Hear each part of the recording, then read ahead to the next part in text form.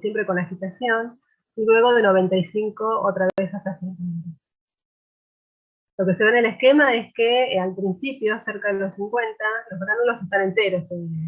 Acá se esquematiza la cruz de Malta y algunas moléculas de amilosa que pueden salir del gránulo, ¿no? Se lixiviar del gránulo. Una vez que avanza el calentamiento, los gránulos se empiezan a hinchar, la amilosa empieza a salir, ¿no? Más fácilmente del gránulo, y también al mismo tiempo aumenta la viscosidad de las mezclas. Llega un momento en que los gránulos están tan hinchados, alcanzan su máximo volumen, y eso coincide con el máximo de viscosidad. Como uno sigue agitando y estos gránulos están muy pegoteados unos con otros porque ocupan mucho espacio, se empiezan a romper estos gránulos hinchados. Y entonces se empiezan a fraccionar, ¿sí? Se empiezan a romper y baja a su vez la viscosidad. Entonces lo que uno termina obteniendo son gránulos hinchados, rotos, y las moléculas de amilosa, digamos, flotando alrededor. Cuando uno sigue este proceso, la viscosidad tiende a bajar por la ruptura de los gránulos, pero una vez que deja de calentar y empieza a pasar de 95 a 50, también sube la viscosidad, pero ya más por un efecto de bajar la temperatura, tipo ruptura de los gránulos, ¿sí? Entonces, bueno, un poco la figura describe todos los cambios que sufre el almidón cuando se está sometiendo a un proceso térmico en presencia de agua. Es decir, se está gelatinizando. Ocurren todos estos procesos, ¿no es cierto? Que se hidrata el almidón, se hincha bastante, se pierde la cruz de Malta, las soluciones pasan de ser bien blancas cuando está el almidón suspendido y pasan a ser más bien transparentes cuando ya está gelatinizado. Bueno, los diferentes cambios de viscosidad con el pico máximo cuando los gránulos alcanzan su mayor volumen. Y bueno, y luego, en definitiva, lo que está ocurriendo es que se disuelven, ¿no?, los gránulos de almidón en agua y por calentamiento. Si no ponemos agua en el medio y si no calentamos, esto no va a ocurrir. Son como dos requisitos fundamentales para ver, ¿no?, la gelatinización. Acá en las imágenes del microscopio óptico se ven los cambios, ¿no?, de los gránulos a medida que avanza la gelatinización. Por ejemplo, acá a 40 grados, que son los rótulos que se ven en blanco, el gránulo está intacto todavía, se ve la cruz de Malta, ya a 50 se empiezan a deformar un poco, luego a 55 se van hinchando notablemente, y así a 60, a 70, ¿no? Fíjense cómo aumenta el volumen y se empiezan a chocar, ¿no?, y a superponer unos con otros, hasta que ya es una masa media indistinguible, ¿no? Ya los gránulos no se empiezan a poder distinguir. Y estos cambios por calentamiento y presencia de agua son irreversibles, ¿sí? Es decir, yo no puedo volver a obtener el gránulo en su conformación natural luego de que pasó por la gelatinización. ¿Está bien? Entonces son cambios que no tienen reversibilidad. Una vez que se desestructura el gránulo, ya no lo puedo recuperar. Bueno, y en esta tabla se ven algunos ejemplos de propiedades, ¿sí?, de diferentes almidones. Acá fíjense en la primera columna está la fuente del almidón, ¿no? Por ejemplo, de maíz, de mandioca, de papa, arroz, bueno, etc. Y se ven algunas características como el diámetro del gránulo, en micrones, la forma, a qué temperatura, ¿sí?, se pierde la birrefringencia, o sea, la cruz de Malta, a qué temperatura ocurre el máximo de viscosidad, el contenido de amilosa, que es una información bien importante que siempre se solicita de todos los almidones, y algunas propiedades de las pastas luego de que han sido gelatinizadas, ¿sí? En términos de si el gel es más opaco, más claro, más cohesivo, menos cohesivo. Pero bueno, lo que por ahí les puedo resaltar de la tabla es que hay algunos tipos de almidones, por ejemplo, waxy, el maíz waxy, que tiene muy poca amilosa. Fíjense que menos de un 1%, en cuanto que el resto, si se mira globalmente, van a ver que anda por el 20%, 20, 25, 19. O sea, los almidones nativos, en promedio, uno podría decir que tienen 20% de amilosa, y por lo tanto el 80% se complementa con amilopectina, se forma de esa manera. Pero bueno, algunas variedades genéticas, como el maíz Waxy, están fabricadas adrede para tener ciertas características distintivas, como ser el contenido de amilosa, en este caso es muy, muy bajito. Y por el otro lado están los almidones de alta amilosa, que por el contrario tienen altas cantidades de amilosa, entre el 50 y 90%. Estos almidones se modifican genéticamente para que tengan estas características, ¿sí? Esto es porque, bueno, tecnológicamente son buenos para ciertas aplicaciones, ¿sí? Digamos, a diferencia del resto. Acá hay unas imágenes donde se ven cómo queda el aspecto, ¿no?, de la suspensión de almidón, cuando todavía no está gelatinizado, se ven los gránulos suspendidos y se ve como una suspensión bien blanca, y posterior a la gelatinización se ve bastante, ¿no?, transparente, ¿no?, burbujas en el medio. Pero el aspecto del gel, obviamente va a depender del tipo de almidón que uno está usando y, bueno, la concentración, ¿no?, que uno toma. Por eso va a resultar en una pasta más cohesiva, más tipo gelcito, más espesa, o una solución más viscosa, ¿no? Fíjense que no es súper transparente tampoco, tenemos cierta opacidad. Y esto, bueno, es lo que resulta de gelatinizar el almidón. En la tabla de arriba también se describen algunas características de almidones de diferentes fuentes, con alguna información extra, ¿no?, comparada con otra tabla. Por ejemplo, el tipo de cristalinidad que uno puede observar a través de un ensayo de difracción de rayos X, es decir, si tipo A o tipo B, el contenido de amilosa, y algunos otros componentes que pueden estar presentes, como lípidos, proteínas, fósforos, fosfatos. Y fíjense que son cantidades muy, muy bajitas, ¿no?, comparado con lo que es la amilosa. Es decir, que estos almidones, en general, se pueden obtener bastante puros. O sea, por suerte no son de difícil aislamiento y purificación. Entonces hay mínimas cantidades de otros componentes. Bueno, luego vean en detalle la tabla, pero un poco resumo esto. Y yo lo que les preguntaba es si ustedes se acuerdan qué es la calorimetría diferencial de barrido. Ahí es cuando me di cuenta de que no me estaban escuchando. No sé si alguien me quiere contestar. Sí. Ustedes vieron, ¿no?, lo que es la transición vítrea o las transiciones de primer orden, y que se pueden pensar a través de ensayos de calorimetría diferencial de barrido o de DCC. Ok, entonces al almidón se lo puede someter a este tipo de ensayos, es decir, poner una muestra y calentarla. Y el equipo lo que hace es sensar, ¿no?, el calor que absorbe la muestra. Y si ocurren cambios, por ejemplo, en este caso la gelatinización, podríamos ver picos, ¿no?, de transiciones endotérmicas de primer orden, porque la fusión del almidón o la gelatinización es una transición de primer orden, se están fundiendo las zonas cristalinas, ¿sí?, y eso se puede ver en el termograma como un pico endotérmico, en este caso la endotermia va hacia abajo, pero acá está habiendo una transición de fase, ¿sí?, no es una transición vítrea. Entonces se pueden medir a qué temperatura inicia esta transición, la temperatura, digamos, del pico, el mínimo en este caso, y a qué temperatura termina el evento. ¿Está bien?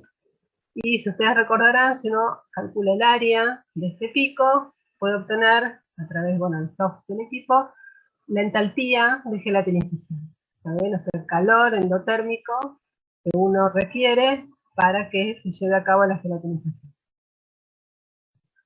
Entonces, bueno, acá en la tabla de abajo se ve un poco cómo dan, ¿no?, esos parámetros de T sub 0, T sub M, TC y el delta H para almidón de maíz, de trigo, almidón de oca, etc. Y van a ver que, por ejemplo, el T sub M, que sería el de melting, anda por 68, 60, 58, ¿sí? Bueno, está más o menos en un rango entre 60 y 70 grados, ¿sí? En general. Dependerá de la fuente, obviamente, las diferencias de las temperaturas. También para este tipo de ensayo en particular, tener diferentes concentraciones de almidón puede hacer que este pico se corra un poco, ¿no? Por eso habla de que el punto de gelatinización inicial y el rango va a depender de diferentes cuestiones, como por ejemplo la concentración del almidón, obviamente del origen botánico, el tamaño del gránulo también puede afectar un poco, por ejemplo, si tenemos muchos gránulos rotos o no, eso también puede generar pequeñas diferencias en las temperaturas de gelatinización. Por eso hay que estandarizar estos ensayos, ¿no? Es decir, poner siempre la misma concentración, acompañarlo además por una microscopía para ver el tema del tamaño, si están rotos o no, etc. También es cierto que la temperatura de gelatinización puede variar de acuerdo al método que uno use para medirlo. Si yo hago un DCC para observar la gelatinización, bueno, informaría este pico de esta temperatura que coincide con el pico endotérmico. Si lo hago con el gráfico, con un ensayo que me devuelve un gráfico como el que vimos recién, bueno, como el máximo de viscosidad, por ejemplo, posiblemente no me coincidan. Tienen que estar cerca, pero no tienen que coincidir necesariamente porque, bueno, son ensayos totalmente diferentes y por lo tanto la forma de sensar esa temperatura es distinta y pueden existir estas diferencias. O sea, va a depender del método que use para sensar cuál es la temperatura de gelatinización. De todas maneras, no deberían diferir grandemente, o sea, no debería haber, no sé, 10 grados de diferencia, sino en órdenes de grados, ¿no? De 1, 2, 3 grados. Bueno, ¿cómo afecta la presencia de humedad en la gelatinización? Ya vimos que para que ocurra netamente una gelatinización tiene que haber gran cantidad de agua, ¿sí? Entonces, en este caso, entre estas diferentes curvas de DCC, ¿sí? En los perfiles de DCC para muestras de almidón de papa con diferentes cantidades de agua, ¿sí? Este número que figura al costadito del termograma es la fracción de agua. Entonces voy de 0,81 a 0,28. Es decir, a medida que voy bajando los termogramas, tengo cada vez menos agua. 0,81, bueno, es un porcentaje bastante alto. Y fíjense cómo la gelatinización, que está acá representada con la letra G, y se ve este pico, es bien definida. O sea, nadie va a dudar que la gelatinización está ocurriendo más o menos a los 60 años. Pico de grado. Pero que es este evento y no otro. Es lo único que se ve en el termograma, bien definido. Empieza a bajar, ¿no? La cantidad de agua, ya se desdibuja un poco ese pico, empiezan a aparecer medio superpuestos otros fenómenos, hasta ahora uno diría no sé bien qué es.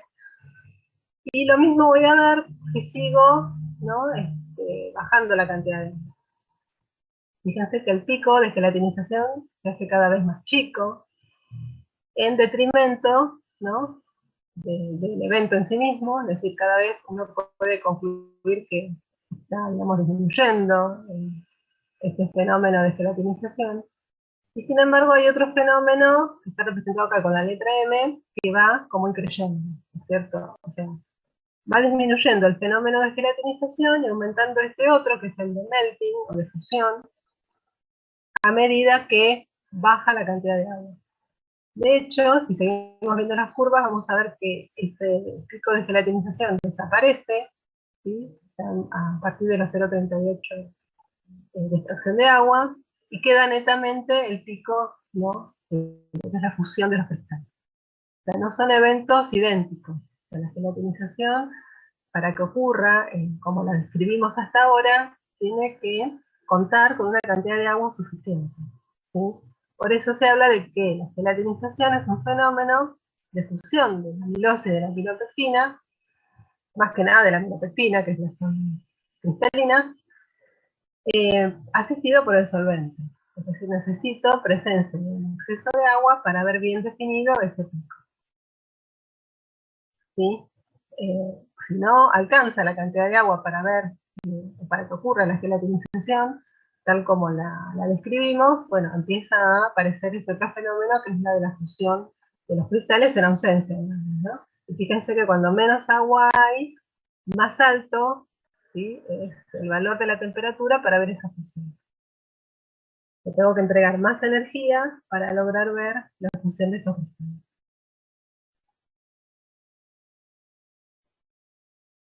Bueno, en este otro gráfico uno puede también, gracias, ¿no?, a los ensayos de CC, como ya vimos, puede ir pensando en las entalpías de gelatinización, pero también si hace diferentes ensayos a diferentes tiempos, ¿no?, de calentamiento, uno puede ir tomando muestras, ¿no?, a diferentes tiempos de calentamiento, e ir midiendo en el DCC, y viendo cuál es, si ve ese pico, ¿no es cierto?, de gelatinización o no. Y construirse estos gráficos, ¿no?, que fíjense que tiene, por un lado, el porcentaje de almidón no gelatinizado, ¿sí?, y por el otro lado, la entalpía de gelatinización. Y esto se hace a diferentes temperaturas, ¿sí? Es decir, me armo un ensayo a 60 y voy sacando distintos tiempos y midiendo lo mismo a 65, a 70, etcétera, etcétera. Y bueno, y lo que resulta es que, obviamente, cuando la temperatura es relativamente baja, casi todo el almidón, o todo, está sin gelatinizar, ¿sí? Por lo tanto, el calor que voy a tener que entregar para que eso gelatinice va a ser más alto. A medida que hago el ensayo a temperaturas más altas, sí veo ya gelatinización, de hecho a 75 y a 200 segundos prácticamente se está todo gelatinizado, y no tengo que entregar más calor en el ensayo de DCC. ¿Sí? Un poco es lo que cuenta esta gráfica. Bueno, vamos a ver un poco cómo influyen, ¿sí?, la presencia de otros componentes en este fenómeno de la gelatinización. Bueno, vamos a ir viendo distintos ejemplos. Y vamos a empezar con la presencia de sustancias lipídicas o surfactantes, ¿no? Y vamos a ir como de peso molecular de más bajo a más alto. Y lo que está presente junto con el almidón son moléculas más bien chicas, ¿no?, y polares, como por ejemplo alcoholes, mílicos, etílicos, más o menos entre 4 y 5 carbonos. Bueno, ¿cuál es el efecto global que uno ve? Bueno, en general, lo que se ve en presencia de estos alcoholes es que la temperatura de gelatinización se reduce en comparación con la que uno vería en agua, ¿sí? Esto es porque estos compuestos que son polares ayudan de alguna manera a que se hidrate el almidón, es decir, son moléculas polares también que pueden interactuar con los sitios polares del almidón y favorecen este hinchamiento, ¿no? Y por lo tanto es más fácil luego que se gelatinice. Y sí se solubilizan más rápido. Y bueno, se pone como ejemplo estos dos tipos de alcohol, ¿no? Y hay que calentar, obviamente. Y ya estamos hablando de otro tipo de moléculas, como lípidos de cadena relativamente larga, como 12 carbonos, ¿sí?, serían, por ejemplo, ácidos grasos. Bueno, dependerá de lo que ocurra según la temperatura. Si estoy por debajo de los 85 grados, bueno, ¿se acuerdan que habíamos dicho que las estructuras lipídicas pueden ubicarse en las cadenas enrolladas de la amilosa para formar esos complejos de inclusión? Y entonces la formación de esos complejos por debajo de 85 no ayuda, ¿sí?, a que se disuelva el almidón. Es decir, acá habla de reducción de suelo y de la solubilización. Es decir, que esté formado el complejo hace que sea más insoluble el almidón. Por lo tanto, bueno, tendré que veré que no se disuelve completamente, ¿no?, como consecuencia de la formación de estas. Por arriba de 85, bueno, ya el complejo logro destruirlo, ¿sí?, y por lo tanto ya voy a ver que se facilita, ¿no?, el suelo nuevamente. Por otro lado, si tengo sustancias de cadena más larga, por ejemplo 18 carbonos, pueden ser lípidos también, lo que se ha visto es que también pueden formar estos complejos de inclusión, que son relativamente estables hasta alta temperatura, es decir, 95 grados Celsius aproximadamente. Eso, como ya dijimos, hace que se entorpezca la solubilización, porque se reduce el swelling cuando está complejado la amilosa, y por lo tanto es más difícil, ¿no?, que se disuelva. Bueno, en el caso de otros ejemplos concretos, como por ejemplo menciona acá el monosteriato de glicerol y otros monobiglicéridos, esa reducción del swelling y de la solubilización en realidad favorece a que no se pegoteen, por ejemplo, el arroz, ¿no?, si es almidón de arroz, o si ese almidón o esa harina, ¿no es cierto?, se usa para elaborar fideos.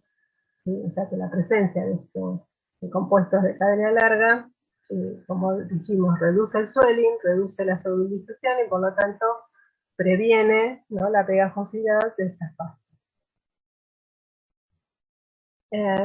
Y a su vez, por el mismo efecto, mejora la consistencia, ¿no?, de las papas tipo flex, ¿no?, de las papas rebanadas, cuando se las quiere rehidratar.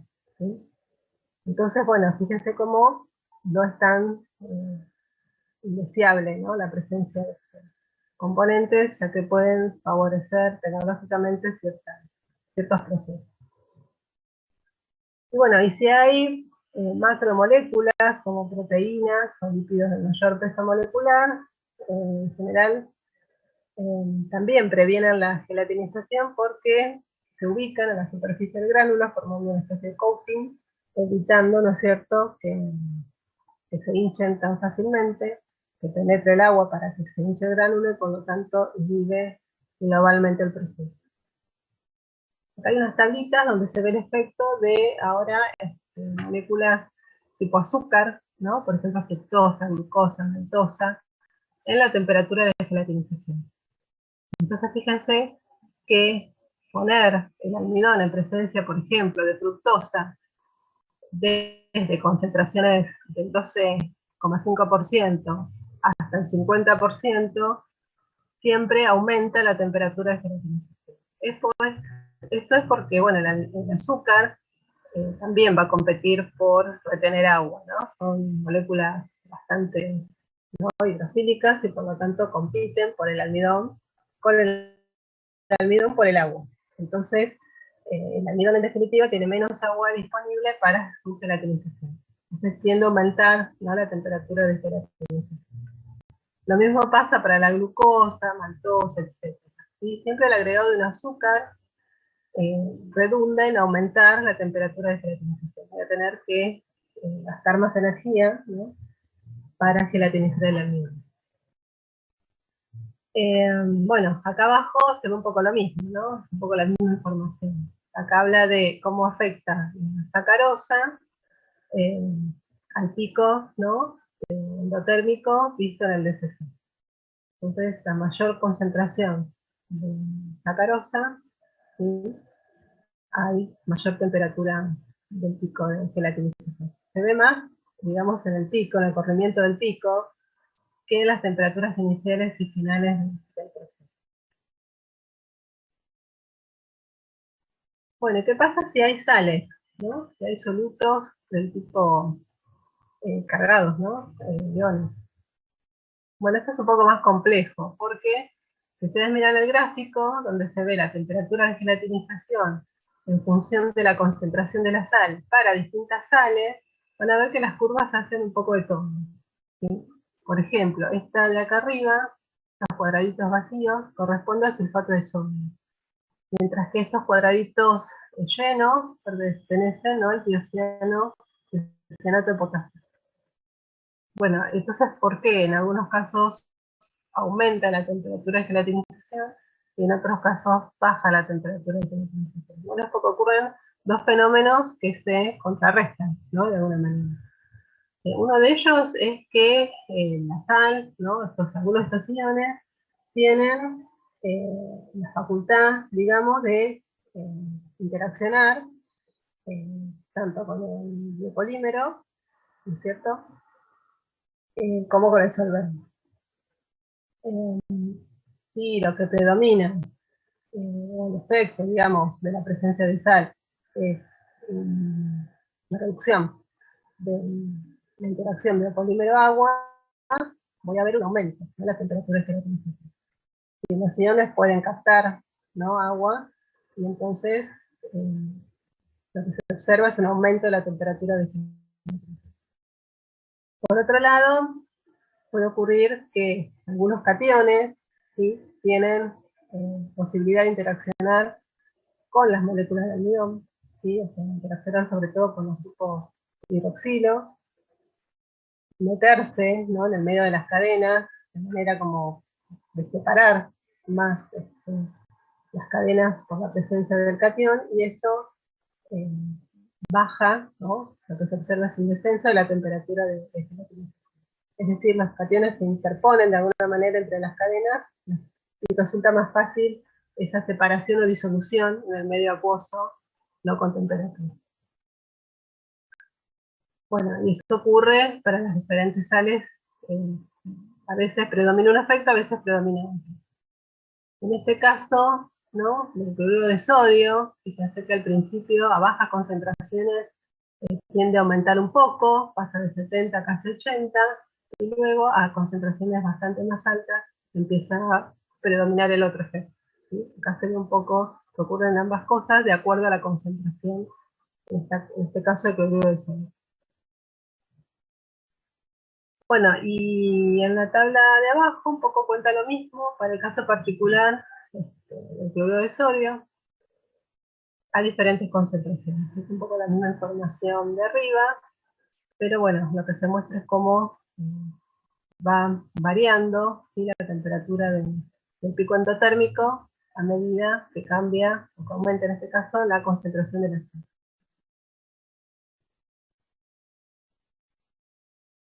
Bueno, ¿alguna pregunta, chicos, hasta acá? ¿Me escuchan? No, por ahora no, sí, sí se escucha. Bueno, con ustedes cualquier cosa me mandan un WhatsApp. Bueno, vamos a hablar del otro fenómeno que ocurre a posteriori de la gelatinización. Ese es que estamos hablando de la retrogradación. Una vez que el almidón se gelatiniza, fíjense que acá en el esquema se ven los gránulos enteros, luego se calienta en presencia de agua para gelatinizar, y como ya vimos, se hinchan los gránulos, se rompen, se exhibe la amilosa, se van rompiendo los gránulos de amilopectina hinchados, ¿sí? Pero bueno, si uno deja en reposo esa mezcla, ¿sí?, y lo deja por un largo tiempo, puede ver que se van reordenando estas estructuras. Es decir, las cadenas de amilopectina y de amilosa se empiezan a acercar unas con otras. Fíjense que acá en el esquema las cadenas de amilosa son estas líneas más bien rectas, ¿no?, o sin ramificación, y se empiezan a agrupar, envolviendo de alguna manera los racimos de amilopectina, ¿sí? Entonces, empiezan a agregar las cadenas de amilosa, que son lineales y más fácilmente agregables, ¿sí?, y empiezan a formar estas estructuras más bien ordenadas, ¿sí? Si uno deja, digamos, pasar más tiempo, ¿sí?, almacenando, sin calentamiento, ¿no?, o sea, temperatura ambiente, por ejemplo, va a ver que ese ordenamiento sigue avanzando, se va profundizando, va aumentando, y se llegan a formar hélices dobles entre amilosa y amilopectina, y se empiezan a asociar, ¿no?, entre ellos. Es decir, se recupera el ordenamiento espacial y empiezan a aparecer zonas cristalinas. Ahora sí, ya sea de amilosa y de amilopectina. Pero bueno, tiene que haber pasado por un proceso previo de gelatinización. Es decir, primero desestructuro todo, luego dejo enfriar y dejo almacenar, y recupero en parte la estructura ordenada, pero obviamente no es el mismo gránulo que tenía originalmente, ¿no? Es otra estructura totalmente distinta.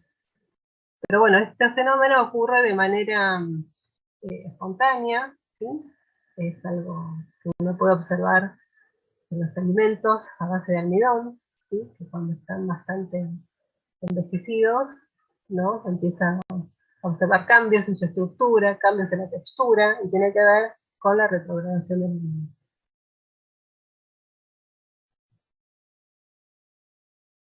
Bueno, acá hablamos un poco de eso. La reasociación de las moléculas de almidón durante el envejecimiento, ¿no? De estos geles o de estos productos a base de almidón, ¿qué consecuencias traen? Bueno, como ya vimos en la figura, se forman nuevos cristales por reordenamiento de la amilosa y de la amilopectina. La primera que se reorganiza es la amilosa, ¿sí? Porque al ser lineal le resulta más sencillo acercar entre sí las cadenas. Eso hace que los productos, por ejemplo, de panadería, que están hechos a base de harina que contienen mucho almidón, se empiecen a rigidizar, ¿sí? Otros productos, por ejemplo, postres que tienen almidón como espesante, empieza a exudar líquido, ¿no? Un yogur, por ejemplo, que tiene agregado de almidón. Entonces se ven estos fenómenos de cinetización como consecuencia de la retrogradación. Como les dije, esta nueva conformación en el espacio es espontánea y se da en dos etapas principales. Primero, una reestructuración más bien rápida de la amilosa, ¿sí? Se forma una doble cadena y luego se van agregando, ¿no? Cadenas entre sí. Esto, digamos, es más bien irreversible, en el sentido de que si quisiera desarmar esa nueva conformación tendría que invertir energía, ¿no es cierto? Por ejemplo, calentando. Y por otro lado, a continuación de la reestructuración de la amilosa, ocurre la reestructuración de la amilopectina, que es un poco más lenta porque, bueno, al ser ramificada le lleva más tiempo reorganizarse en el espacio, y lo hace a través, nuevamente, del agrupamiento de las dobles hélices, ¿no? De la amilopectina. Y esta sí, térmicamente, se puede revertir. Y es lo que, bueno, uno ve clásicamente, ¿no? Cuando uno deja el pan por ahí medio olvidado, que cuando lo va a buscar ve que está bastante rígido. Y eso es porque toda la estructura del pan está retrogradada. ¿Está bien? Entonces, la miga del pan básicamente es la que retrograda. Cuando uno calienta el pan, lo pone por ejemplo en la tostadora, puede revertir la parte de la amilopectina, no tanto así la parte de la amilopectina. Entonces ve un ablandamiento más bien temporal, pero bueno, es temporal, luego se vuelve a rigidizar otra vez. En realidad se empeora, ¿no? La textura del pan recalentado, porque bueno, al calentar nuevamente uno produce también que se evapore parte del agua, y eso hace que el producto, el pan recalentado y vuelto a enfriar y a recristalizar, es más rígido todavía.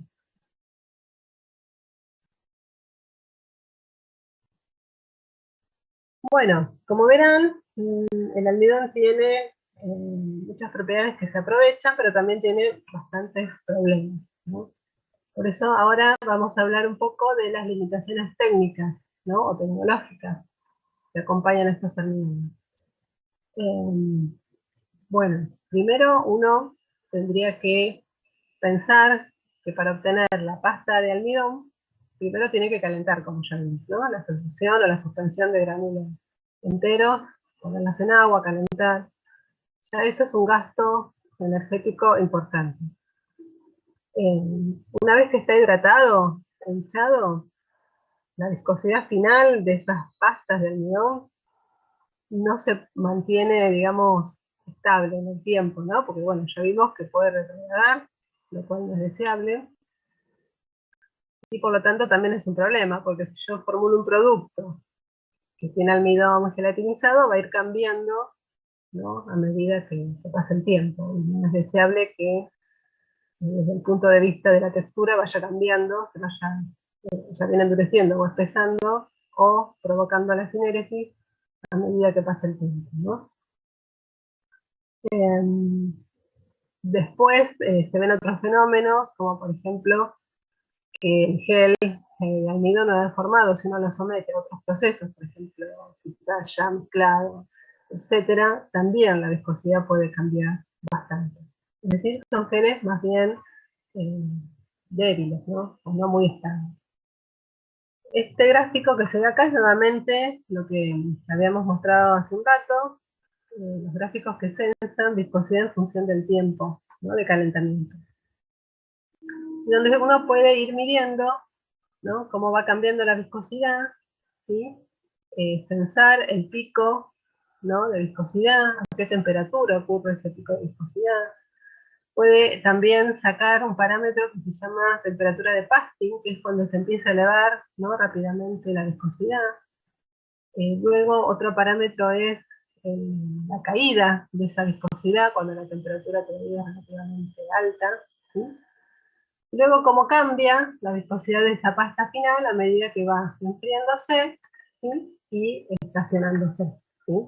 Entonces fíjense cómo este gráfico de viscosidad en función del tiempo de proceso tiene máximo, otro mínimo y vueltas, es decir, la viscosidad es una especie de montaña rusa que sube y baja todo el tiempo.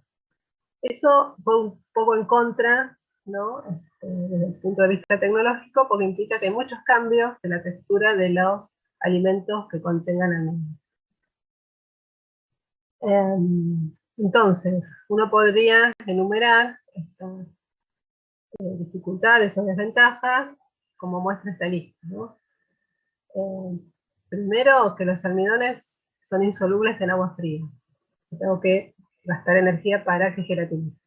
Una vez que gelatiniza, bueno, está el fenómeno de la retrogradación que no es deseable. Por otro lado, ese gel obtenido puede ser que se degrade si uno lo somete a procesos térmicos muy altos, por ejemplo, procesos de ultra alta temperatura. También si lo cizalla con una fuerza mecánica importante, ¿sí? Para, por ejemplo, homogeneizar un producto, la viscosidad se puede ver afectada. Y finalmente, si mi fórmula tiene un pH relativamente bajo, menor que 4, bueno, ahí ya empieza a aparecer otro fenómeno que es el de la hidrólisis, ¿no? De las cadenas de almidón. Y que obviamente va a modificar, ¿sí? Las propiedades de viscosidad. Es decir, que no es una pasta de almidón o una solución viscosa de almidón, no es estable a pH bajo. Empieza a haber ruptura, ¿no? De estas cadenas, tanto de amilosa como de aminopectina, y eso cambia la viscosidad. Se tiende a disminuir la viscosidad. Bueno, fíjense que entonces una lista, ¿no? De desventajas o limitaciones que tienen los almidones nativos, ¿no? Acuérdense que estamos hasta ahora hablando siempre de almidones extraídos de la naturaleza en su forma nativa. Bueno, entonces, un poco para compensar todas estas desventajas o problemas que traen los almidones nativos, es que ya hace muchos años se proponen modificaciones para el almidón. ¿Está bien? Los almidones se pueden modificar de distintas maneras, como muestra acá el ejemplo. Se pueden modificar de manera física, por tratamiento térmico, por altas presiones, aplicando pulsos eléctricos, aplicando estrés mecánico y térmico, por ejemplo en la extrusión. También de manera química, es decir, agregando grupos funcionales nuevos a las moléculas de amilosa y aminopectina a través de esterificaciones, crosslinking, acetilaciones, se pueden oxidar, bueno, toda una serie de modificaciones químicas que ahora vamos a ver, y se pueden modificar también enzimáticamente, es decir, hay ciertas familias de enzimas, como la alfamilasa, la pululanasa, bueno, isoamilasa, etcétera, que van atacando diferentes uniones de las cadenas de amilosa o aminopectina y van reduciendo, ¿no? El tamaño de la macromolécula de amilosa o aminopectina.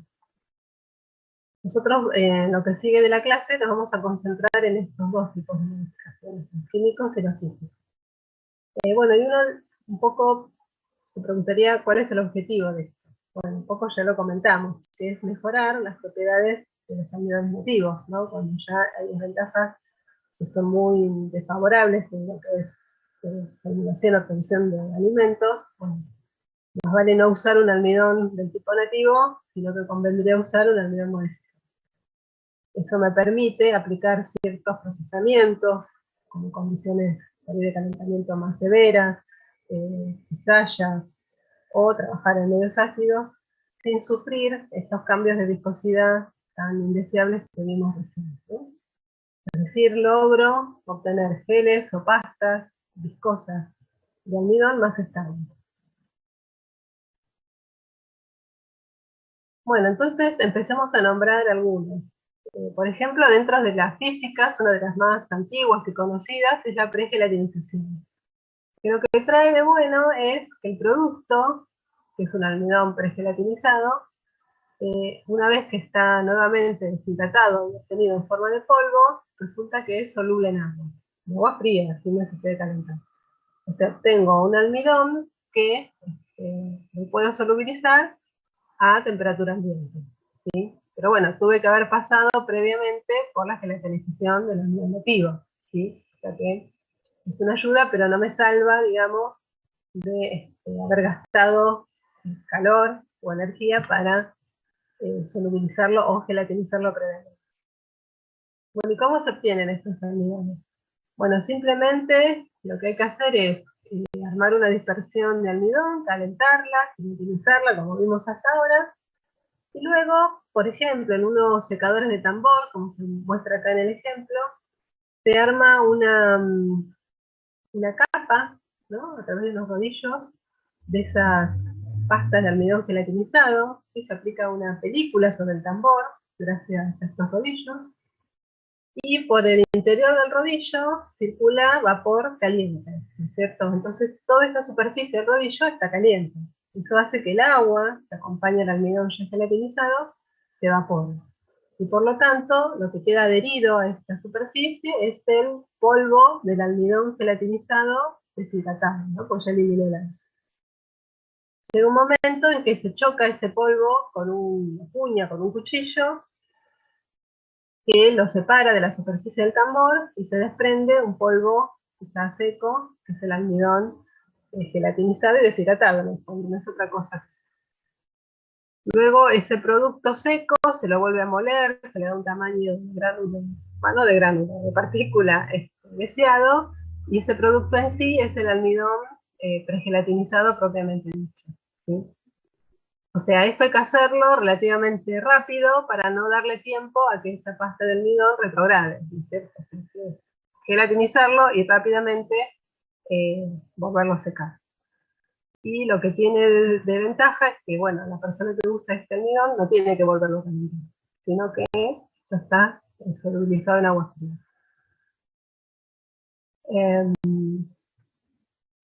Bueno, entonces, como dice acá, el uso, la aplicación principal de estos almidones es para aquellos productos que uno desea que se elaboren sin cocción o sin calor. Por ejemplo, productos denominados instantáneos, ¿sí? Como la sopa instantánea, snacks, postres, pueden ser. Bueno, cualquier formulación que lo único que requiere es mezclar con agua, con leche, y ya se obtenga un alimento viscoso, como muestra acá la imagen, que es una especie de aderezo para ensalada, sin necesidad de calentar.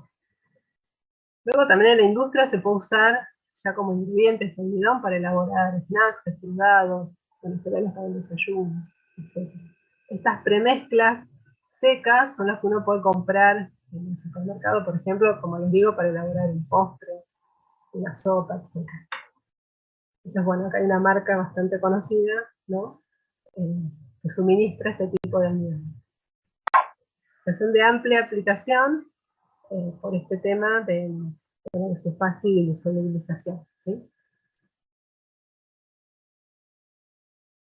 Bueno, y hay otros almidones que si bien no llegan a solubilizarse en frío, como los que vimos recién, se hinchan mucho en frío, ¿no? Que son estos cold water swelling. Es un almidón que se lo trata, digamos, de manera bastante particular, se lo trata con una solución de etanol relativamente concentrada, en medio básico, o bien por secado spray, ¿sí? Es decir, no llega a ser un gelatinizado, un pregelatinizado al 100%, pero está ahí casi, digamos. Entonces, lo que se busca es un producto que se hinche en contacto con el agua, ¿no? Se hinche rápidamente y se pueda dispersar rápidamente en una mezcla, ¿no? Sin necesidad de agitarlo tanto. Luego esa mezcla uno lo puede blancar, como dice acá el molde, y hacer productos como geles, eh, sin necesidad de usar calentamiento, ¿sí? Por ejemplo, los caramelitos de goma, los postres, las masas para muffins, que quedan bastante espesas, porque fíjense que no está el gránulo 100% disuelto, sino que está hinchado, entonces la viscosidad es alta. Y si, por ejemplo, tengo que formular un muffin donde tenga chips de chocolate o alguna otra partícula que yo quiera mantener que no se decante, digamos, bueno, puedo usar este tipo de producto. Bueno, y acá ya está de vuelta el proveedor del tipo de almidón y bueno, algunas funcionalidades que destacan, ¿no es cierto? Bueno, productos horneados, para aderezos, sopas, bueno, tiene aplicaciones varias.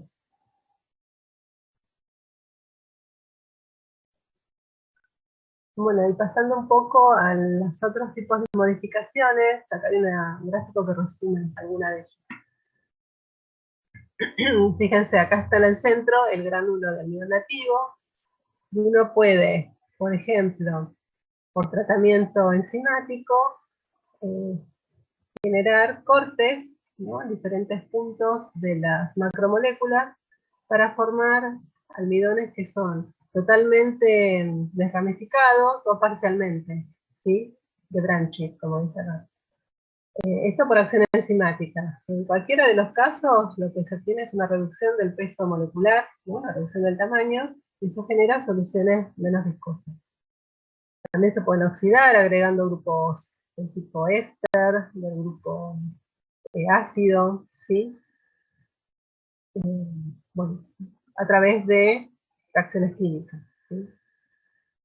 También se puede someter a tratamiento con ácido, por ejemplo, acético, clorhídrico, etc. Y tiene el mismo efecto que el tratamiento enzimático, ¿sí?, el de cortar o hidrolizar en este caso las cadenas de almidón. También se pueden romper, ¿no es cierto?, estas macromoléculas para formar porciones más pequeñas, que son las llamadas dextrinas, ¿sí?, que son pequeños fragmentos de almidón bastante ramificados, ¿no?, pero de bajo peso molecular. También se pueden agregar, insertar en ciertas posiciones en grupos voluminosos y no polares, ¿sí?, por eso hablar de sustitución lipofílica, ¿no? Estas serían cadenas de ácidos grasos, por ejemplo, que le dan menor solubilidad y más hidrofobicidad a estas moléculas. Y quizás algunos de los más estudiados son estas modificaciones de estabilización o esterificación, ¿no?, que consisten básicamente en agregar grupos en ciertas posiciones de las cadenas, ¿no?, de almidón. Pueden ser grupos ésteres, grupos éteres, bueno, puede haber diferentes casos que vamos a ver algunos un poquito más adelante. Y finalmente el entrecruzamiento o crosslinking, el cual consiste en unir diferentes cadenas de almidón a través de un puente de un agente crosslinkeante, ¿sí?, que son estas X que aparecen acá, H, X, ¿sí?, son grupos que representan el puente, ¿no?, entre cadenas. Bueno, empecemos por la hidrólisis ácida. Como ya les dije, el objetivo es obtener cadenas más cortas de almidón, ¿sí? Esto hace que se obtengan pastas viscosas con un valor de viscosidad un poco más bajo que el que tendría el almidón tal cual, ¿no? Y sobre todo a baja temperatura. Pero por otro lado, tiene la desventaja de que cuando más corta y más lineal es la cadena de almidón, más fácil es que retrograde, acuérdense lo que digo, con la amilosa durante la retrogradación. Por lo tanto, esto hace que tenga una importante reestructuración y con el almacenamiento, ¿no? Con el tiempo. Entonces, bueno, ¿dónde uno aplicaría esto? Bueno, en productos que se quieran obtener como gelcitos más bien sólidos, o sea, no serían soluciones viscosas, sino más bien productos viscoelásticos más sólidos que líquidos, ¿no es cierto? Por ejemplo, las gomitas, las de confitería, donde me interesa tener la estructura más bien rígida, ¿no? Tipo gel, como se muestra acá en la imagen. Esta sería, digamos, una opción para formular este tipo de productos. Bueno, acá en el esquema se ve por dónde se producen los cortes, ¿sí? Acá está el almidón al 1,4 y en tratamiento a pH bajo y calor puede, ¿no?, romper a la altura del almidón al 1,4 y obtener fracciones más chicas. En el caso del almidón oxidado, uno lo que tiene que hacer es poner el contacto al almidón con un agente oxidante, por ejemplo, el hipoclorito de sodio, ¿sí? Hay otros agentes. Y la consecuencia es que las cadenas de almidón en ciertos puntos sobre algún monómero de glucosa se van a ir oxidando. Por ejemplo, introducción de grupos ácidos o introducción de grupos ésteres, ruptura del anillo de amilosa, ¿sí?, para introducir grupos ácidos, acá abajo, acá arriba también. Es decir, hay un incremento de funciones del tipo carbonilo, ¿sí?, digamos, a lo largo de la cadena del almidón. También, como verán, se rompen las uniones alfa 1,4 y por lo tanto también resultan porciones más cortas, ¿no? Estos tipos de almidón. Esto hace que el producto final no tenga tanta tendencia a la retrogradación y por lo tanto a la sinéresis, porque bueno, estos grupos de alguna manera ayudan a que no logren interaccionar las cadenas entre sí, ¿sí?, sino que se interponen entre ellas, porque son más voluminosos, porque tienen carga negativa y se van repeliendo las cadenas, entonces logro disminuir la retrogradación, ¿sí?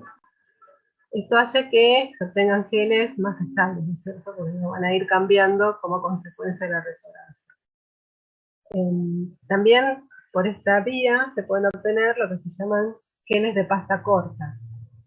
¿Qué quiere decir eso? Fíjense, hay estos geles de almidón nativo que uno los toma con una cuchara, cuando levanta la cuchara ves que se genera un hilo entre la cuchara y el slurry, porque bueno, no se termina de cortar, ¿no?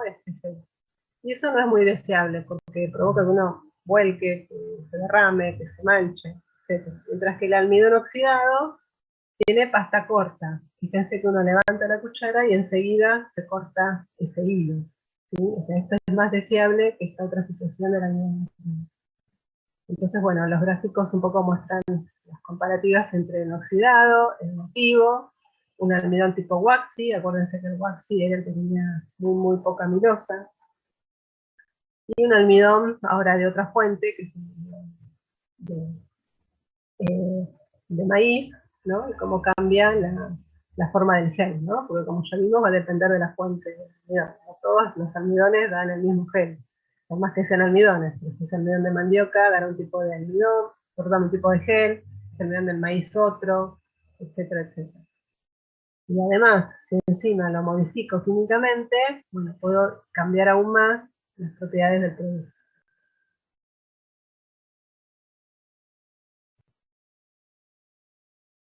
Bueno, hablemos del crosslinking. Ya vimos que había que unir las cadenas de almidón entre sí. ¿Está bien? ¿Se acuerdan que las cadenas de almidón tienen muchos grupos, ¿no?, oxidrilos por las unidades de glucosa que lo conforman? Entonces cada uno de esos oxidrilos son puntos de reacción para este tipo de modificación, ¿sí? ¿Cuáles son, por ejemplo, algunos agentes entrecruzantes? Bueno, acá abajo se muestra uno de los ejemplos, ¿no? Porque hay unos cuantos. Es el trimetrafosfato de sodio, es uno de los más usados porque es bastante inocuo, ¿no es cierto? Entonces fíjense que es una molécula que tiene muchos grupos fosfatos unidos entre sí. Acá estaría, ¿no?, la molécula de almidón, que en sus posiciones de oxidrilo puede reaccionar con este dimetrafosfato. Tiene que ser en medio relativamente, bueno, relativamente no, bastante básico. Fíjense el pH 11,5, digamos un poco de calor ayuda, no mucho, no calentar demasiado. Y bueno, cierto tiempo, y con un poco de fuerza iónica también agregada, podemos lograr este tipo de productos, ¿no? Una cadena de almidón unida a otra cadena de almidón por un grupo fosfato. Estos serían puentes fosfatos. Y lo que se libera como producto o subproducto, sí, es el resto de la molécula de trimetrafosfato. Tengo dos fosfatos liberados. Entonces, se van a quedar unidas o entrelazadas dos moléculas de almidón. Esto lo repito a lo largo de todas las cadenas, bueno, voy a obtener un producto con bastantes puntos de unión, ¿sí? Acá hay otros ejemplos, acá a la derecha, de oxicloruro de fósforo, también para entrecruzar, fíjense que es un fósforo con tres iones cloro. Es otro tipo de reactivos. Acá el dicloruro de fósforo, ¿sí? Bueno, todos para formar almidón entrecruzado. Bueno, ¿y qué características tiene este almidón cross-linkeado? Bueno, una de ellas es que se obtienen pastas con menos viscosidad, ¿sí? Se reduce la velocidad de hinchamiento y, bueno, o sea, no es un almidón tan deformable, ¿no? Acuérdense o imagínense que estas modificaciones se hacen sobre el gránulo antes de gelatinizar. O sea, está el gránulo entero, y el gránulo es lo que, digamos, se pone en contacto con el reactivo, y por lo tanto el producto que obtengo es un gránulo modificado, es el almidón modificado. Es decir, estas reacciones ocurren más bien en la superficie, ¿sí? Son reacciones más heterogéneas. Entonces, bueno, cuando yo voy a tomar ese almidón, someto a gelatinización, bueno, ¿qué veo? Que tengo que invertir por ahí más tiempo en gelatinizarlo, no se hincha tanto, ¿sí? O sea, tiene menos consistencia viscosa, justamente porque estoy impidiendo que esas cadenas se separen, ¿sí? Porque ya las uní previamente. Eso por un lado es bueno porque cuando ya alcanza un cierto nivel de viscosidad, ya no va a cambiar, ¿sí? O sea, lo puedo someter a diferentes procesos y se mantiene la viscosidad de estas partes. Y cuanto más cross-linkeado está, bueno, más resistente será, ¿no? Bueno, acá hay unos ejemplos de uso, ¿no? Por ejemplo, los rellenos de pasteles, ¿sí?, que se pueden cortar sin perder la forma. También en productos enlatados como sopas y salsas, ¿sí? Sobre todo porque tienen que estar por ahí mucho tiempo en almacenamiento hasta que el consumidor las compra, y la viscosidad del producto va a ser siempre la misma. No va a haber retrogradación, o va a estar minimizada, ¿sí?, la retrogradación. Acá hay unos esquemas, nuevamente, del gráfico, ¿no? Se muestran cómo cambia la viscosidad en función, bueno, de la temperatura, en este caso, de proceso, para diferentes tipos de almidón. Entonces, fíjense, el almidón nativo ya puede ser almidón de maíz tipo waxy, en medio neutro y en medio ácido, ¿no? Estas dos curvas inferiores. Cómo se llega al máximo de viscosidad y luego cae, ¿no?, esa viscosidad bastante rápido, ¿sí? O sea, un pico y luego cae. Fíjense que acá la temperatura sigue siendo alta, 92 grados, sin embargo la viscosidad cae abruptamente, mientras que en los cross-linkeados, ¿sí?, ya sea en medio ácido o en medio neutro, La viscosidad no llega a ser tan alta, como en el caso de los nativos, pero una vez que alcanza su valor máximo es bastante más estable, ¿sí? Por más que siga calentando. Y por eso, digamos, tienen esta ventaja, ¿no? De que los geles producidos o las pastas producidas son de viscosidad más estable. Bueno, acá se resume un poco, ¿no?, a la derecha.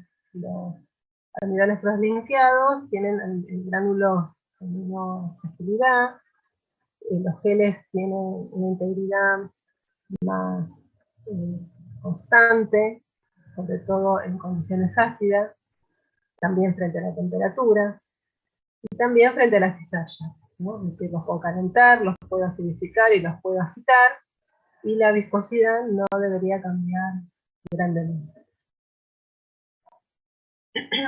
Bueno, la esterificación es otra modificación química, puede ser esterificación o eterificación, o globalmente estabilización, ¿sí? Bueno, como el nombre lo indica, o se trata de colocar grupos ésteres digamos, a lo largo de las cadenas de amilosa o amilopectina. Como antes, estos puntos reactivos del almidón, que son los grupos oxidrilos, son los que van a intervenir en esto, ¿sí? Por ejemplo, acá tengo una molécula de anhídrido acético, ¿sí?, que tiene, digamos, bastante reactividad. Hay que buscar un agente esterificante bastante bueno, por eso se usan anhídridos muchas veces. ¿Y qué es lo que pasa? Bueno, esta molécula se va a unir al almidón, ¿no? Acá este ST es el starch, formando un éster, ¿no? En este caso, un éster con el acetato. Y sobra una molécula de ácido acético, ¿no?, que viene del corte del anhídrido en dos partes. Lo mismo se puede obtener, pero ahora a través de este óxido de propileno, ¿no?, que tiene este grupo tan reactivo que es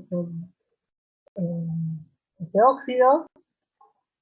El anillo de 3 es muy reactivo, y bueno, lo mismo, va a reaccionar con el almidón, se va a abrir este anillo y se va a formar el otro, ¿sí? O almidón hidroxipropileno.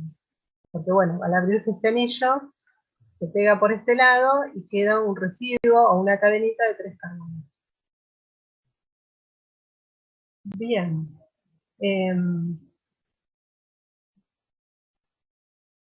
¿Cuánto puedo yo modificar a través de este proceso? Bueno, no puedo obtener almidones, por lo menos de aplicación hoy por hoy en la industria, con un nivel de modificación muy alto. Para cuantificar esto, se habla del grado de sustitución, ¿sí? Es decir, cuántos de estos grupos nuevos estoy introduciendo en promedio por unidad de masa, ¿no?, del almidón. Fíjense que si yo reemplazo cada grupo oxidrilo de una molécula de glucosa, tengo 3 posiciones libres, ¿no? Si ustedes recuerdan la estructura de la glucosa, van a ver que podría yo hasta sustituirlo en 3 posiciones. Pero bueno, eso no se logra prácticamente, y tampoco está permitido. Los grados de sustitución que se manejan están entre 0.02 y 0.2. Mientras que el máximo posible, si yo pudiera sustituir cada posición oxidrilo de una molécula de glucosa, sería de 3. Estoy un orden más abajo y 2 órdenes más abajo. Es muy poco lo que se permite en el Código Alimentario, por ejemplo en Argentina, usar de almidones sustituidos o modificados por esterificación o eterificación, pero aún así ya los cambios en las propiedades de las pastas con estos almidones se nota bastante. O sea, a pesar de que el grado de sustitución es bajo, obviamente se generan cambios importantes, y por eso es útil, ¿no?, poder usarlo. Bueno, ¿qué cambios vemos? Introducir estos grupos hace que frente a la retrogradación y a la sineresis también haya una mejora, porque nuevamente al introducir estos grupos genera un impedimento estérico para que se ordenen las cadenas y la retrogradación sea más difícil. Entonces, desde ese punto de vista, los geles son más estables. Muchas veces se usan más de una modificación, ¿no? Se puede usar esterificación combinada con crosslinking y aprovechar, ¿no?, los beneficios de ambos. Bueno, y este otro ejemplo de almidón esterificado lo puse porque está bastante de moda, que es el almidón OSA, ¿sí?, o derivatizado con anhídrido de octenil succinato. Fíjense que acá está el anhídrido. Fíjense que siempre hablamos de moléculas que son más bien reactivas, ¿no? Otra vez un anhídrido. De vuelta, el medio básico puede abrirse, ¿no?, el anhídrido, en este caso es un anillo, y pegarse a alguna de las posiciones de oxidrilo del starch, ¿sí? Lo que tiene en particular esta molécula del octenil es que tiene una cadena larga, más bien hidrofóbica, ¿sí?, y por lo tanto le otorga a la molécula globalmente un carácter más hidrofóbico, justamente. Y esto hace que el almidón pueda actuar como un surfactante incluso en emulsiones. ¿Está bien? Le da un carácter más bien antifílico. Entonces, es bueno para formular emulsiones porque ayuda a estabilizar la emulsión, ¿sí? Bueno, y acá hay otros esquemas o gráficos de viscosidad en función del tiempo de calentamiento para diferentes almidones. Fíjense que este almidón waxy nativo, ¿sí?,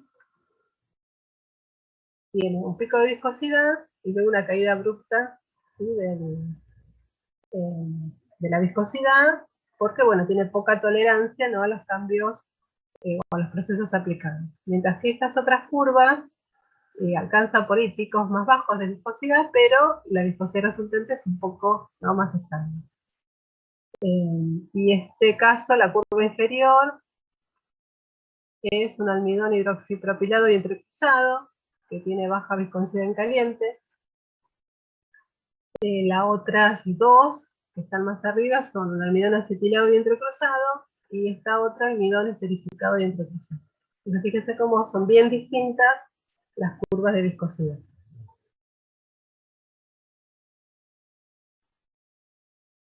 Acá hay algunos ejemplos, ¿no?, de uso, de aplicación de estos almidones. Fíjense, por ejemplo, si yo quiero formular un producto lácteo, por ejemplo un yogur o una leche acidificada, podría usar alguno de estos entrecruzados o estabilizados para tener una textura constante en el tiempo, ¿sí? Puedo variar esa textura, puede ser desde muy ligero o más bien firme. Como el yogur es un producto ácido, bueno, no voy a tener problema en que cambie la viscosidad por hidrólisis, ¿sí? Se pueden lograr sensaciones bastante cremosas en la boca. Bueno, se tienen muchas ventajas, ¿sí? También en helados o productos congelados, ¿sí?, se pueden agregar almidones modificados químicamente. Acá se pueden generar texturas que simulen, ¿no?, la presencia de grasa. Y por lo tanto es bueno para obtener productos reducidos en grasa, ¿no?, porque la puedo reemplazar. Además va a ser quizás hasta más barato. Bueno, acá se muestran algunas imágenes de la sinergia entre el almidón modificado cuando está en agua y cuando está en leche, ¿no? Cuando el gel en leche resulta más suave. En productos cárnicos, ¿sí?, los almidones también estabilizados ayudan a que cuando uno corte, por ejemplo, un nugget, ¿no?, o carnes embutidas, o hamburguesas, uno corte, ¿no?, cualquiera de estos productos, no se desgrane el relleno, ¿sí? Entonces no puede tener un corte limpio. Bueno, esto es un poco porque se genera una masa, ¿sí?, que llega a unir todos los componentes con alta retención de agua y bueno, ayuda todo esto a que a que no se desgrane el producto cuando uno corta. No hay cinéresis, ¿sí?, o sea, no se ve exudado de líquido, y se pueden también reemplazar algunos productos grasos sin modificar demasiado la textura en la boca, ¿no? Lo mismo pasa en salchichas o jamones, ¿sí? Donde estos tipos de almidones modificados tienen el mismo efecto, ¿no? De mejor apariencia, reducción de sinéresis, mejora la textura, ya sea el corte o a la mordida, ¿sí? Hay un grafiquito donde se ve la reducción de sinéresis cuando uno usa estos almidones modificados, que son las barras más altas, y cuando no está en presencia de estos almidones. Bueno, ya como para ir cerrando un poco, en este gráfico se ve un poco en resumen la gran cantidad, ¿no?, de atributos que pueden uno conseguir cuando agrega almidón, ya sea nativo o modificado, a diferentes formulaciones, ¿no?, para obtener diferentes alimentos. Ya sean, puede uno ir modulando el sabor, la sensación en la boca, la estructura y la apariencia no visual del producto. Puedo obtener desde productos más bien claros, o más translúcidos, bueno, más brillosos también. Bueno, y hay algunos ejemplos de qué tipo de almidón podría proporcionar, ¿no?, esa característica. Bueno, en cuanto al sabor, uno puede modular la liberación de ciertos componentes del aroma y del sabor a través de formular con estos almidones, ¿no?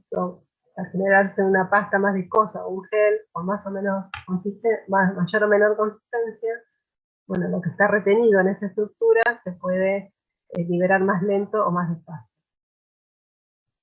En cuanto a la sensación de la boca, bueno, puede ser, uno puede generar desde texturas más cremosas, ¿sí?, más fundibles en la boca, de fusión más suave y más preferibles por el consumidor, ¿no?, son preferidas.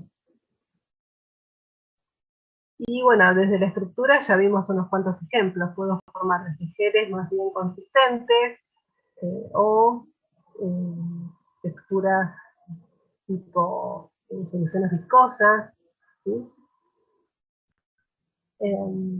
Puedo generar productos de pasta corta, de pasta larga, es decir, bueno, tengo toda una variedad, ¿no?, de estructuras que puedo lograr si logro, digamos, formular correctamente el alimento a través de algunos de estos alimentos. Acá hay algunos ejemplos de almidones modificados que están actualmente en uso en el ámbito, ¿sí?, de la ley europea, ¿sí? Acá en la Argentina también tenemos nuestro código alimentario que regula qué tipo de almidones podemos usar y cuáles no. Acá fíjense que los almidones físicamente modificados, es decir, los pregelatinizados, por ejemplo, que vimos hace un rato, se pueden usar en grandes proporciones, pueden ser ingredientes, ¿no?, de algún producto. Lo mismo las dextrinas, los tratados con ácido. Ya los almidones modificados químicamente, como los oxidados, los entrecruzados, fosfatados, acetilados, etc., ¿sí?, se pueden usar en pequeñas proporciones como aditivos, ¿sí? Y acá están los números que los identifican. Bueno, esta tabla habla también de aplicaciones de almidones modificados. Fíjense en la primera columna tenemos este tipo de modificación que puede ser crosslinkeado, estabilizado, distribuizado, etc. El objetivo, ¿no?, de hacer este cambio, las pros y los contras, digamos, y los típicos usos, ¿no?, a los cuales uno los puede, donde los puede encontrar. Esta tabla, bueno, tiene dos partes, se la dejo a ustedes para que la lean en detalle. Esto del uso de los almidones modificados es bastante a medida, ¿no es cierto? Uno tiene en la cabeza un producto y tiene que ir probando distintos almidones y a veces distintas mezclas, ¿no?, de almidones o de almidones con otro hidrocarburo. No hay una receta, digamos, única, donde uno diga, bueno, si uso un almidón translinkeado obtengo la textura, la consistencia, etcétera, que deseo. Es cuestión de ir probando, porque además hay otros componentes en el medio.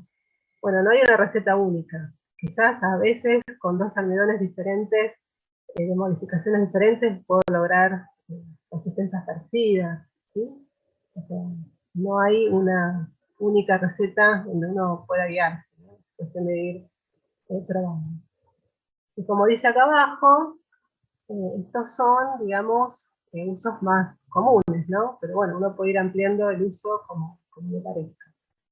Y en general, no se queda uno en la industria con una única modificación, sino que puede ir combinando modificaciones.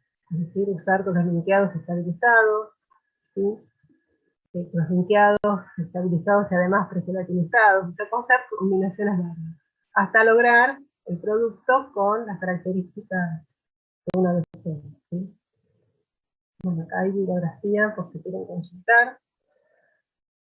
Voy a dejar de compartir y dejo de ver. Recording stopped. Bueno, no sé si quieren preguntarme algo de esta parte. No, esto que decías al Sí. final de que, o sea, entonces el uso del almidón no es para, o sea, sí es para darle propiedades, pero en realidad es, uno va viendo cómo afecta tu producto y vas haciendo diferentes formulaciones hasta llegar a lo que querés. No es Sí, que vas a tener tal fórmula, o sea, va a quedar así sí o sí siempre. no, mira, esto que acabamos de ver son, digamos, tendencias o aplicaciones más generales, o efectos más generales que uno ve cuando entrecruza, cuando derivatiza, etcétera. Pero como cada formulación tiene, digamos, características distintas ya, por empezar por los componentes. Porque, bueno, como vimos también, el comportamiento del almidón va a depender de qué otros componentes tenga ahí al lado. Entonces, si bien estas Claro. son propiedades generales que uno puede esperar, uno tiene que ir y formular y ver que lo que uno aspiraba, ¿no? Se cumple con ese almidón que está probando, ¿no es cierto? Obviamente sabe que si usa el almidón nativo tiene muchas contras porque no va a ser estable el producto. Entonces empieza a probar con el crossliqueado, con acetilado, ¿entendés? Entonces uno empieza a hacer esas pruebas. Si bien tenés guías generales como son las que vimos recién, hasta que uno no va, lo formula, lo prueba y lo testea, no puedes saber exactamente cómo va a resultar, ¿sí? Esa es un Sí, poco la claro, cuestión. sí, sí, sí. Estos son guías generales, después uno tendrá que tener en cuenta qué otros componentes están presentes, qué otros procesos los que someten. Porque si es un producto que va a ser, por ejemplo, instantáneo, bueno, no tiene otros procesos posteriores. Pero si querés, no sé, obtener productos que después tenés que calentar o meter no sé, en algún proceso como un batido, una agitación, bueno, ahí ya eso también hay que evaluarlo, ¿no? Bueno, y ni hablar si tiene un pH bajo en su formulación, porque es algo hecho a base de frutas o hecho, no sé, con jugo de limón, ¿entendés? Muy Claro, dependiente de sí, su sí. formulación. Obviamente, Ok. prácticamente ya los almidones nativos no se usan, por todas las desventajas que vimos. Pero bueno, tampoco se descartan 100%, ¿no? Pero sí en la industria se usa mucho lo que es hidrolizado con ácido, ¿sí? Para que no sean tan espesos. Por ejemplo, durante las autorizaciones, ¿no? Que no sean tan espesas las mezclas, que puedan circular mejor, ¿no? Porque cuando menos viscoso, más fácil de impulsar, por ejemplo, con las bombas, ¿no? Pero bueno, tenés que lograr que el producto final tenga las propiedades que vos buscás. Claro, sí. Sí, quizás usar el almidón nativo como sería el producto de referencia y después ver con el modificado cómo llegás a ese producto. Claro, vos ya sabés que si usás nativo, lo más probable es que una vez que lo tengas y lo dejes, no sé, almacenar, te va a aparecer líquido en la superficie. Esas son cosas esperables, ¿viste? Pero ojo, también va a depender, como te digo, del resto de los componentes. Quizás se vea mejorado si usás un almidón modificado, que es lo que uno espera, ¿no? Se supone que si usás un almidón modificado deberías minimizar todo lo que es retrogradación y sinergia en principio. Claro. Y después Claro, tenés limitación del código alimentario, que tampoco lo podés usar como ingrediente, ¿viste? Hay a veces claro, límites sí, sí. legales que cumplir, ¿no? Entonces, bueno, eso también tenés que tener en cuenta, que tampoco podés agregar lo que no te parece. Tienes que cumplir con todo, ¿viste? Que cumpla tus expectativas Sí, en cuanto al producto final y que no quedes fuera de la legislación. claro, total. Y el costo, ¿no? Porque también hay que reconocer que estos almidones no se producen en el país y hay que importarlos. Entonces, eso te introduce un costo extra. Pero sigue siendo un costo menor a, por ejemplo, cuando uno lo quiere reemplazar por grasas y esas cosas, sigue siendo menor, ¿o no? Sí, sí, porque ciertas grasas son muy caras. Entonces, eh, y bueno, también viene de la mano del hecho de que los productos con alto contenido graso, viste, que están ya ahora incluso hasta rotulados negativamente. Claro, sí, Entonces, uno también quiere tratar de buscar una alternativa más sana, quizás. exacto, si uno quiere reducir en grasa, bueno, tiene que compensar con alguno de hidrocoloide, por ejemplo, estos almidones, que no cambien tanto la textura, la palatabilidad, ¿no es cierto? Y que, sin embargo, sea reducido en calorías, por el lado de las grasas, ¿no? Y bueno, si lográs ese producto y lo insertás bien en el mercado y tenés una buena aceptación, vale la pena invertir en eso, ¿no? Claro, sí, sí, sí. Pero bueno, no es sencillo. Eh, Acá en la Argentina, aparentemente van a empezar a obtener almidón, así a nivel industrial me refiero, ¿no? Acetilado, que ya hace rato que se quiere fabricar acá, pero como no hay aparentemente un mercado que consuma todo ese almidón modificado que se produciría, ¿no es cierto? Es como que las empresas no lo hacen. Entonces se sigue importando porque no hay producción local de esos alimentos. Entonces, bueno, ahí se limita un poco el acceso, ¿no? A estos alimentos. Porque los tiene que uno traer de afuera. Bueno, en Brasil sí hay más fabricación de acetilados, entrecruzados, pero acá en Argentina no tanto. Como que se sigue uno arreglando con los almidones nativos, ¿no? Y compensando de alguna manera todos los pros y los contras, porque porque no hay acceso a los modificados. Y si querés accederlos tenés que comprar de afuera y te suben mucho el costo. Claro, deja de convenir. Entonces ya deja en el balance, por ahí ya no es tan conveniente. Pero bueno, acá el objetivo es que ustedes conozcan todas las opciones que tienen. Y bueno, y como el almidón es algo tan utilizado en industrias, o sea, para tantas cosas, por eso es que tiene una clase aparte para que ustedes conozcan todas las opciones, ¿no? Las ventajas, desventajas. Y un poco también que entiendan cuál es el motivo, ¿no? De la modificación, dónde se afecta, qué propiedad cambia. Un poco ver desde todos los aspectos, ¿no? Las propiedades de estos almidones.